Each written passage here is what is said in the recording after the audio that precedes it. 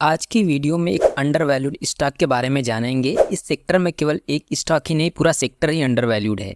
और जिस स्टॉक की बात करने वाले हैं उसका शेयर प्राइस एक न्यूज़ की वजह से एक दिन में लगभग 20% गिर गया। अब हम यह डिस्कस करेंगे कि क्या यहाँ पर एक बाइंग अपॉर्चुनिटी बन रही है या नहीं। पहले इसके बिजनेस मॉडल को समझते हैं, फिर फंडामेंटल देखेंगे, फिर यह जानेंगे कि इस न्यूज़ का कंपनी पर शॉर्ट टर्म इम्पैक्ट पड़ेगा या लॉन्ग टर्म। ज़्यादातर रिटेल इन्वेस्टर शेयर मार्केट में पैसा कमा ही नहीं पाते, जिसका एक मेजर कारण है कि जिस कंपनी में हम निवेश कर रहे होते हैं उसके बिजनेस मॉडल और फंडामेंटल को अच्छे से समझते ही नहीं। इस वीडियो में कंपनी के फंडामेंटल और बिजनेस मॉडल को बहुत अच्छे से एक्सप्लेन किया हूँ, तो वीडियो पूरी देखना। पहले इस स्टॉक का नाम जान लेते हैं। इस स्टॉक का नाम है गुजरात स्टेट पेट्रोनेट लिमिटेड। यह company Gujarat state petroleum corporation limited की सब्सिडरी कंपनी है। GSPL यानी Gujarat state Petronet limited Bharat में ओपन एक्सेस बेसिस पर नेचुरल गैस को ट्रांसपोर्ट करने वाली पहली कंपनी है और यह एक pure natural gas transmission company है। कंपनी मुख्य रूप से नेचुरल गैस का ट्रांसमिशन करती है from supply point two demand centre. इसके अलावा कंपनी सिटी गैस डिस्ट्रीब्यूशन के बिजनेस में भी इंगेज्ड है और विंड मिल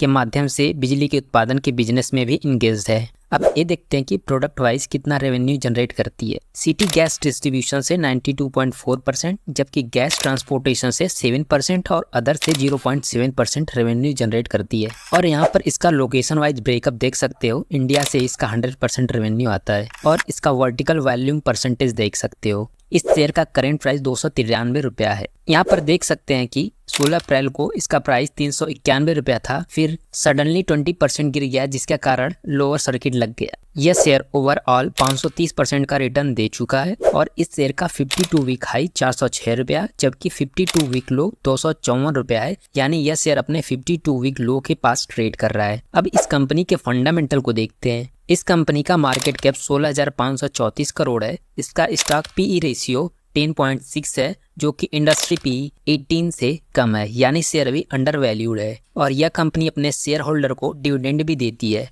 इस कंपनी का डिविडेंड यील्ड 1.71% है, जो कि सही है। और इस शेयर का ROCE यानी रिटर्न ऑन कैपिटल एम्प्लॉयड 26.6% है, जो कि अच्छा है। अगर किसी शेयर का रिटर्न ऑन कैपिटल एम्प्लॉयड 20% या 20% से अधिक है तो उसे अच्छा माना जाता है। और इस शेयर का ROE यानी रिटर्न ऑन इक्विटी 18.9% है, जो कि अच्छा है। अगर किसी शेयर का ROE 15 से 20% या उससे अधिक है तो उसे अच्छा माना जाता है। और इसका EPS यानी अर्निंग पर शेयर 27 रुपया है, जो कि अच्छा है। EPS यानी एक शेयर पर कंपनी आपको कितना अर्न करके दे रही है। EPS को शेयर प्राइस से कंपेयर करके देखना चाहिए। और इस कंपनी पे डिप्ट 145 करोड़ का है और नेट कैश फ्लो 720 करोड़ का है। कंपनी के पास कैश फ्लो अधिक है, यानी कंपनी जब चाहे अपने कर्ज को हटा सकती है। और इसका PEG रेशियो 0.62 है। अगर किसी शेयर का PEG रेशियो 1 से कम है तो उस शेयर को अंडर वैल्यूड यानी सस्ता माना जाता है। हालांकि बस PEG रेशियो के बेसिस पे जज नहीं कर सकते। और इस कंपनी का नेट प्रॉफिट 2063 करोड़ है। नेट प्रॉफिट होता क्या है ये जानते हैं।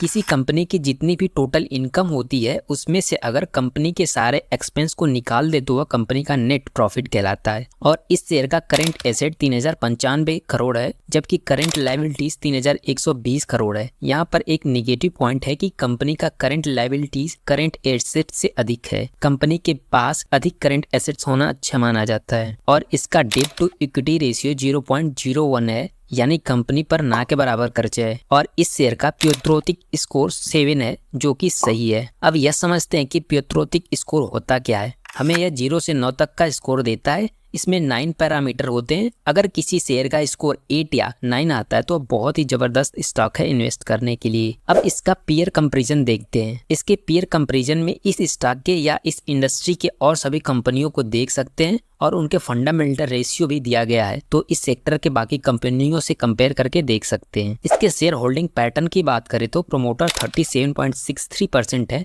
जो कि ठीक है। किसी भी शेयर में प्रमोटर का 40% के आसपास या 40% से अधिक होना अच्छा माना जाता है। और FI 15.67% इस शेयर में इन्वेस्ट कर रखे हैं और म्यूचुअल फंड 22.31% इस स्टॉक में इन्वेस्ट कर रखे हैं। अगर किसी शेयर में FI और म्यूचुअल फंड 10 to 20% इन्वेस्ट कर रखे हैं तो उसे अच्छा माना जाता है और DI 2.42% इस स्टॉक में इन्वेस्ट कर रखे हैं। और यहाँ पर आप देख सकते हैं कि कंपनी ने कब कब और कितना डिविडेंड दिया है। ऐसे और अच्छी स्टॉक की जानकारी के लिए हमारे चैनल को सब्सक्राइब कर लें।